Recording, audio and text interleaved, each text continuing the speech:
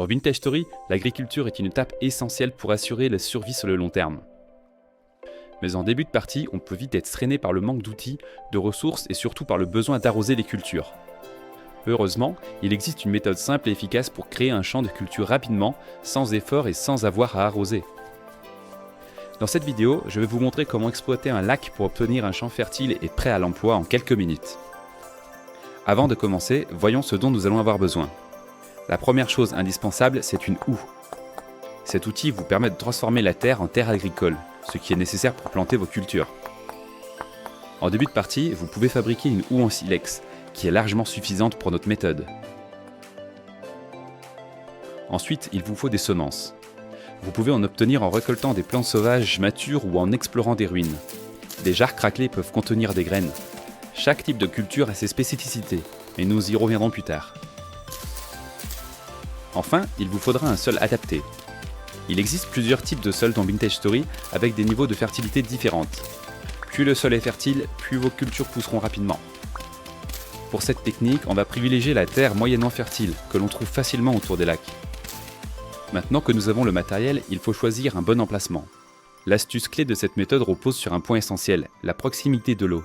En effet, au lieu d'avoir à arroser manuellement nos cultures, nous allons utiliser un plan d'eau naturel pour maintenir l'humidité du sol. L'idéal est de trouver un lac suffisamment grand. La terre battue joue ici un rôle essentiel, elle sert de base pour faire tenir les blocs de terre moyennement fertiles à la hauteur du lac. En effet, si vous jouez avec l'option d'effondrement des blocs activée, les blocs de terre moyennement fertiles tomberaient au fond du lac par gravité sans une base solide en dessous. Un bon agencement consiste à placer une source d'eau tous les 3 ou 4 blocs. Ainsi, l'humidité sera bien répartie et vous n'aurez jamais besoin d'arroser vos cultures manuellement. Laissez l'eau naturelle du lac s'infiltrer dans le champ et assurez-vous que toutes les parcelles de terre restent bien humides.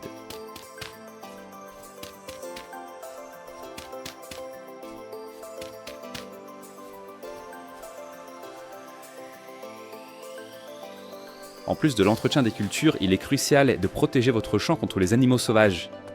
Pour éviter qu'ils ne viennent piétiner et détruire vos plantations, pensez à clôturer votre champ.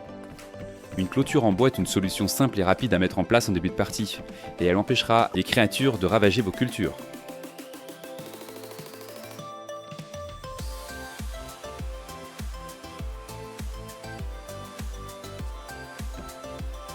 La prochaine étape consiste à transformer le sol en terre agricole avec votre houe.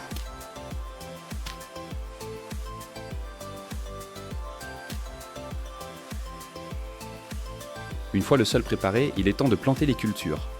Vous avez plusieurs choix en fonction des graines que vous possédez. En début de partie, vous trouverez principalement du lin, des carottes, des oignons, de l'épeautre, des navets et des panais. Chacune de ces cultures a un temps de croissance différent et consomme des nutriments spécifiques.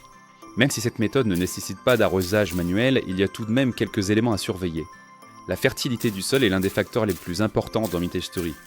Chaque culture puise des nutriments différents, l'azote N, le phosphore P et le potassium K. Pour optimiser la croissance des plantes, il faut éviter de planter plusieurs fois de suite la même culture sur la même parcelle. C'est ce qu'on appelle la rotation des cultures. L'idée est simple, alterner les types de cultures d'une saison à l'autre pour éviter d'épuiser les nutriments du sol. Par exemple, si vous plantez du lin qui consomme beaucoup d'azote, pensez à planter une culture différente ensuite, comme des navets. Si vous voulez améliorer encore plus votre rendement, vous pouvez aussi utiliser du compost pour enrichir le sol. Mais en début de partie, ce n'est pas indispensable. Les plantes poussent à un rythme différent en fonction de leur type et des conditions climatiques. Une fois qu'une plante est mature, vous pouvez la récolter. Vous obtiendrez à la fois des ressources alimentaires et de nouvelles graines que vous pourrez replanter pour assurer une production continue. Avec cette technique, vous pouvez créer un champ efficace dès le début du jeu, sans avoir besoin d'arroser et sans perdre trop de temps sur l'entretien. Il vous suffit de trouver un lac, de préparer le sol avec quelques trous d'eau et de planter vos cultures. En plus d'être simple, cette méthode vous permettra de rapidement produire de la nourriture et de rendre votre aventure plus agréable. N'oubliez pas non plus de clôturer votre champ pour éviter les mauvaises surprises et garantir que vos récoltes ne seront pas détruites par les animaux. J'espère que cette astuce vous sera utile. Et si vous avez des questions ou d'autres techniques d'agriculture à partager, dites-les en commentaire. N'oubliez pas de vous abonner pour plus de conseils et d'astuces, ainsi que pour suivre mon aventure narrative.